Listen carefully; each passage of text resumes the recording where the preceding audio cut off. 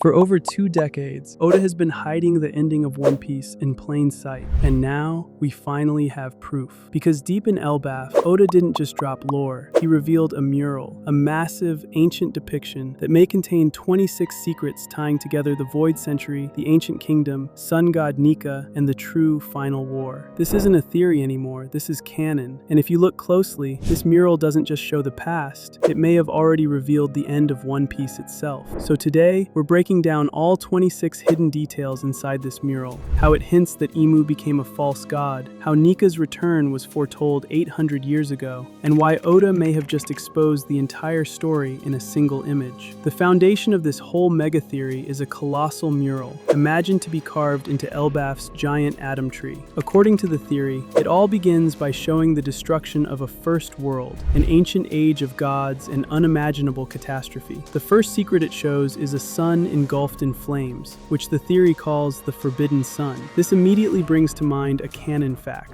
Vegapunk's statement about an ancient, seemingly limitless energy source from the past, one that makes his own mother flame look like a children's toy. The theory argues that the misuse of this solar power was the original sin that doomed the ancient world. Next, the mural supposedly shows a moon with very distinct craters, a direct nod to the lunar civilization from Enel's cover story. We know from the manga that the ancestors of Skypians, Shandians, and Birkins all came from the moon because of a lack of resources. This theory frames their arrival not as a simple migration, but as an exodus from a dying world. The third secret is a flying ark-like ship, which looks a lot like Enel's Ark Maxim. Theorists think this is a piece of ancient tech, maybe even the ancient weapon Uranus, used by that celestial race to escape the cataclysm on the moon. Fourth, the mural allegedly depicts an early serpent made of infernal flames. This is one of the theory's boldest claims, suggesting this primordial serpent is what eventually became the Red Line. For years, fans have theorized the Red Line isn't natural, but an artificial structure built to divide the world. This serpent gives that idea a mythic origin. The fifth secret shows people descending into the earth on a colossal elevator. The theory links this to slaves mining a glowing energy source, perhaps the raw material for that mother flame. This paints a picture of a super advanced but deeply divided ancient society and sets the stage for the rise of the very villains who would one day rule the world. Okay, this is where the theory really starts cooking, connecting its own dots directly to the origins of the world government. The mural's sixth secret is a depiction of a man killing the sun to become a god. This symbolic act represents humanity seizing forbidden power for itself, which gives birth to a new ruling class. Following that, the seventh secret allegedly shows haloed figures ascending on that same elevator. This is a clear parallel to the celestial dragons, whose ancestors, the 20 kings, founded the world government 800 years ago. This mural suggests their ascent to power was literal, rising above the rest of the world on the newly formed Red Line. Secret number 8, which shows underground mechanisms powering the cities, reinforces this idea of a hidden world of labor propping up the rulers above. Now, this next part is wild. The ninth secret supposedly shows glowing fragments being extracted from workers, and the theory is that these are proto-devil fruits. The idea is that the life force and desires of the oppressed were harvested and fed into a great tree, maybe the sunlight tree Eve or treasure tree Adam, which then bore the devil fruits. This would mean the very origin of devil fruits is tied to suffering and desire, a core theme in One Piece.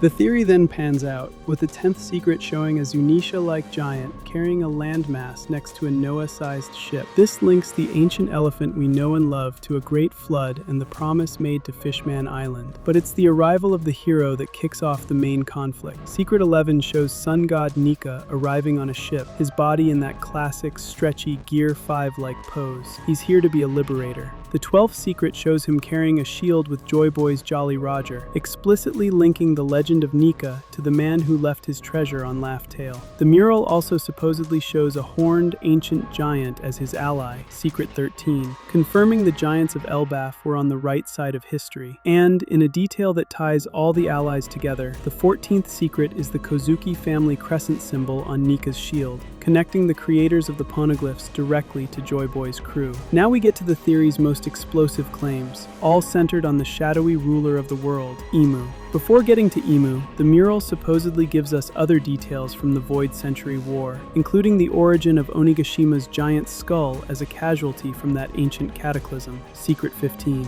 Secrets 16 and 17 depict the weapons of that war, slaves charging vessels with the Mother Flame, and a floating boat firing lightning, which is interpreted as the ancient weapon Uranus being powered up. This fan-made image is a direct reflection of the canon destruction of the Lulusia Kingdom, where Imu used a weapon powered by Vegapunk's Mother Flame to wipe an island off the map. And then comes the centerpiece of the entire theory. Secret 18 is a chilling panel, a throned figure, Imu, hoarding the sun, clutching it possessively while their god knights stand guard below. This one image captures the theory's core idea. Imu is no rightful ruler, but a thief who stole the world's source of light and freedom, that forbidden sun from the very beginning, and plunged the world into 800 years of darkness. Imu is the false god. The panels that follow build on this. Secret 19 shows Imu causing a rain of glowing drop, which theorists see as the great flood that sank the world by 200 meters, Vegapunk confirmed in the manga. Secret 20 hints at a Yggdrasil-like world tree at the planet's core, reinforcing the idea that the Adam and Eve trees are key to the world's secrets. The theory even includes a reference to Emet, the Hebrew word for truth, as a warrior of liberation, Secret 21, and a wolf-like beast figure, Secret 22, that fans connect to Yamato's devil fruit. It's honestly mind-blowing how a single,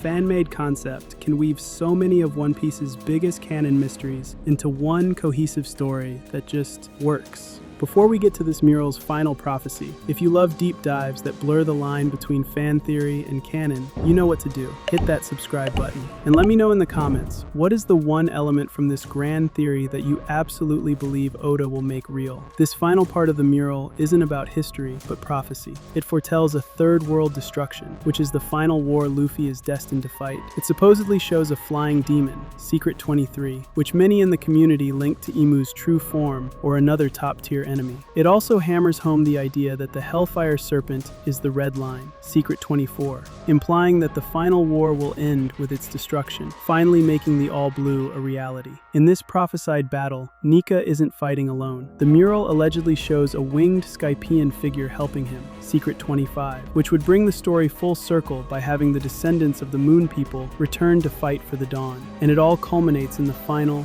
26th secret. It's a powerful image. Nika, with Luffy's face, breaking the chains of the world as the giants of Elbaf watch with approval. This is the promised day. It's the return of Joyboy, the liberation of everyone, and the dawn of a new world, all witnessed by the ancient race that has guarded this prophecy for centuries. So what does all of this actually mean? This Elbaf mural isn't just a collection of symbols, it's a blueprint. Every piece lines up. The ancient energy source, the lunar civilization, Imu's rise to power, the Kozuki alliance, and the return of Nika. These aren't scattered mysteries anymore. They're connected events in a single, planned history that's been unfolding for over 800 years. And if Oda really put all of this into one mural, then this isn't just foreshadowing, it's a warning. Because if the past shows a world that was destroyed once before, then the final war isn't just about freedom, it's about whether the world of One Piece is about to face that same destruction all over again. And now the real question isn't what happened, it's this. When Luffy reaches Elbaf, will he break the cycle or complete it?